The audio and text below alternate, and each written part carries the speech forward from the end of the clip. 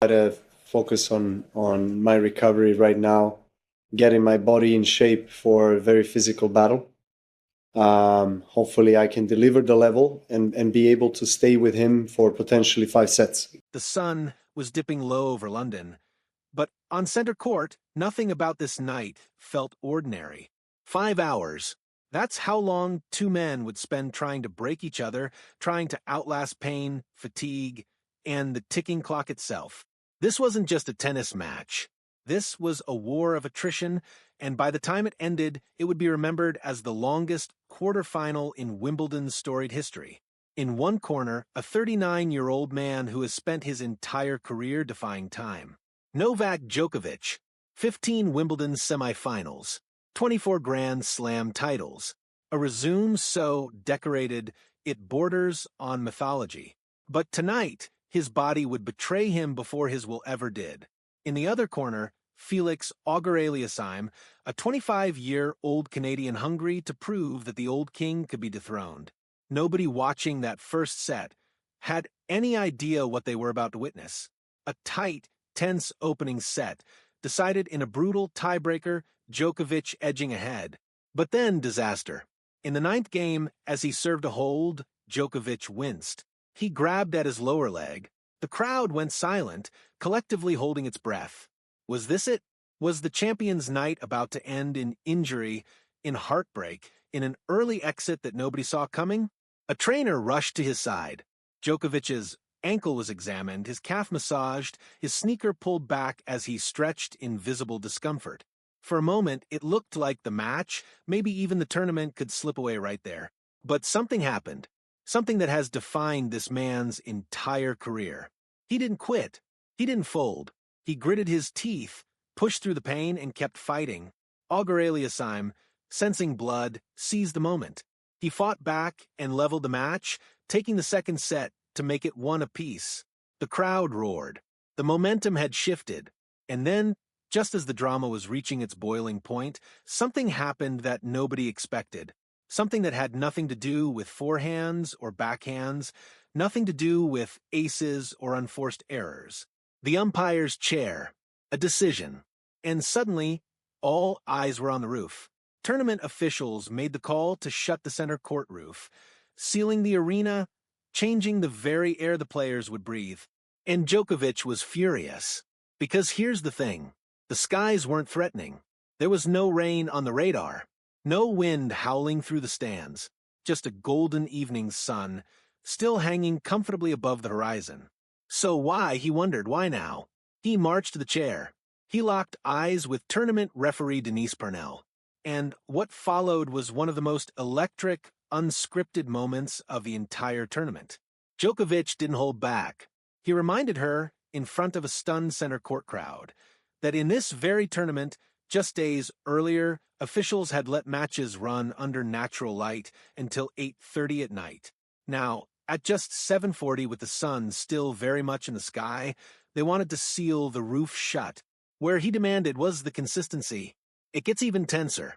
In the middle of this heated exchange, an official brought up another match entirely, one involving world number one Jannik Sinner, as if to justify the decision by comparison. And Djokovic shut that down instantly. He wasn't interested in what happened in somebody else's match. This was his match, his court, his fight, and he wanted answers about tonight, not precedent from another day, another player, another situation entirely. The exchange crackled with tension. Every word, every gesture, caught by cameras and broadcast to a global audience glued to their screens. Within minutes, clips of the confrontation were spreading like wildfire across social media. Fans debated. Pundits weighed in. Was Djokovic right to challenge the officials? Was Wimbledon's roof policy really as inconsistent as he claimed? The debate raged on.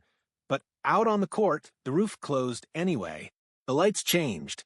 The atmosphere shifted. Suddenly, it wasn't outdoor tennis anymore, with all its unpredictability, its swirling wind, its fading light. Now it was contained. Different bounce, different speed, different rhythm entirely. And for a player like Djokovic, who has spent decades adapting to every possible condition tennis can throw at him, This was simply one more obstacle in a night already full of them. He could have let the frustration consume him. He could have carried that anger into the next set and unraveled. Instead, he did what he has always done. He channeled it.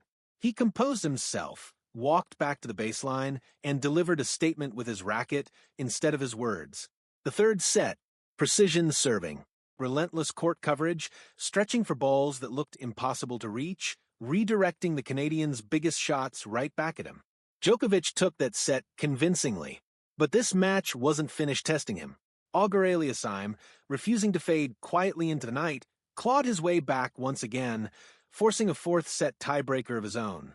Back and forth, nerve for nerve, neither man willing to blink first. And then came the fifth set, the stage every great champion dreams of and fears in equal measure. No advantage, no margin for error. Just two exhausted competitors, bodies aching, minds pushed to their absolute limits, fighting for every single point like it was their last.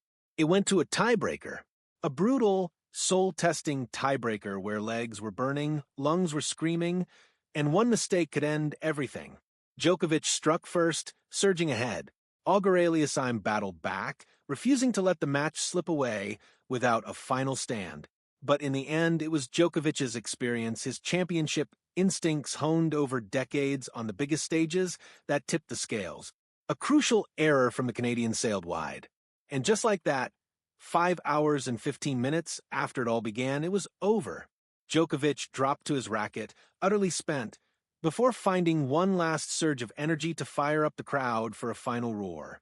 He had done it, the oldest semi-finalist at a Grand Slam in nearly 5 decades, the longest quarterfinal in Wimbledon's history, a victory forged not just through skill, but through sheer, stubborn will. And now, the story isn't over, because waiting for him in the semi-final is Jannik Sinner, the very man whose match had been dragged into that fiery roof confrontation just days earlier. Two rivals, one legendary stage, and a controversy still echoing through the tournament as Friday's blockbuster showdown draws near. The drama, it seems, is only just beginning.